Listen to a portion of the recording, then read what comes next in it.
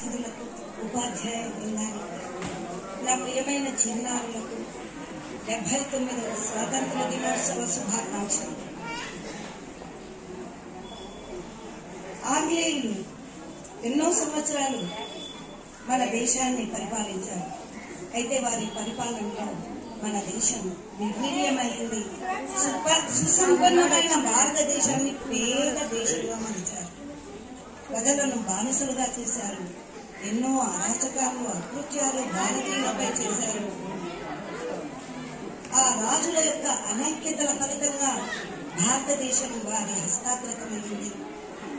ఎన్నో ఉద్యమాలు, ఎంతో మంది వీరుల త్యాగాల ఫలితంగా మన దేశానికి 1947 ఆగస్టు 15న స్వాతంత్రం సిద్ధించింది. అప్పటి నుంచి మనం ప్రతి సంవత్సరం ఘనంగా ఈ వేడుకలను, ఈ స్వాతంత్ర దినోత్సవ వేడుకలను జరుపుకుంటున్నాము. సభలు, సమావేశాలు జరుపుకుంటున్నాం. అమరవీరులకు నివాళులు అర్పిస్తున్నాం. వారిని స్మరించుకుంటున్నాం. సభలు, సమావేశాలు జరపగానే దేశాభివృద్ధి జరగదు. ఎంతో మంది వీరుల యొక్క త్యాగాల ఫలితంగా మనకు ఈ స్వాతంత్రం సిద్ధించింది. స్వేచ్ఛా స్వాతంత్రాలు లభించాయి. మనకు లభించినటువంటి ఈ స్వేచ్ఛా స్వాతంత్రాలను పరిరక్షించుకుంటూ, పదిలంగా కాపాడుకుంటూ మనం కూడా వారి అడుగు జాడలలో నడిచి వారి ఆశయాలను, ఆకాంక్షలను నెరవేర్చాలి. గత 78 సంవత్సరాలలో భారతదేశం పటిష్టమైన దేశంగా, ప్రపంచాలలో కూడా ముందు నుండి పటిష్టమైన దేశంగా మెలిగింది. భారతదేశం వైపు ఎవ్వరూ కన్నెత్తి చూడలేని విధంగా సైనిక శక్తిని సమీకరించుకోంది భారతదేశం. వాయుసేన, మిలిటరీ, జలసేన, ఇలా త్రిదళ సైనిక రంగాలను బలోపేతం చేసుకుంది. ఇటీవల ప్రయాణికులు పహల్గావ్, కాశ్మీర్లోని పహల్గావ్ అనే ప్రదేశాన్ని సందర్శించడానికి వెళ్లితే అక్కడ ఉన్నటువంటి పాక్ ఉగ్రవాదులు వారి భార్యల ముందే భర్తలను చంపటం, పోయి మోదీకి చెప్పుకోండి అని సవాల్ చేయడం జరిగింది.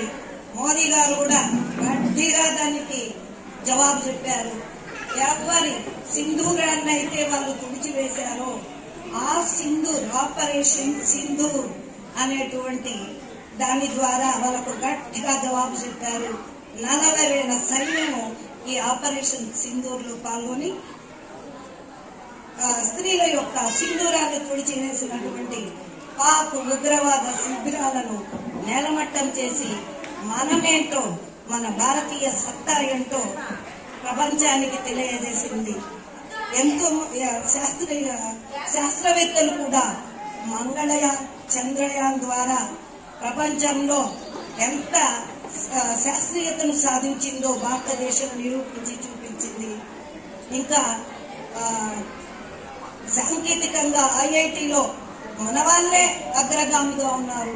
కొన్ని కోట్ల జీతం సంపాదిస్తున్నారు. సుందర్ పిచై మన భారతీయుడే ప్రపంచాన్నే శాసిస్తున్నాడు గూగుల్ ద్వారా తెలియని విషయాలే లేవు. మరి రతన్ టాటా తన ప్రతి పైసాను కూడా స్వదేశానికే ఖర్చు చేశారు. మీలో కూడా అలా దేశభక్తిని నింపుకొని చక్కగా చదివి ఆ నాయకుల ఆశయాలను, ఆకాంక్షలను ఆపాదించుకొని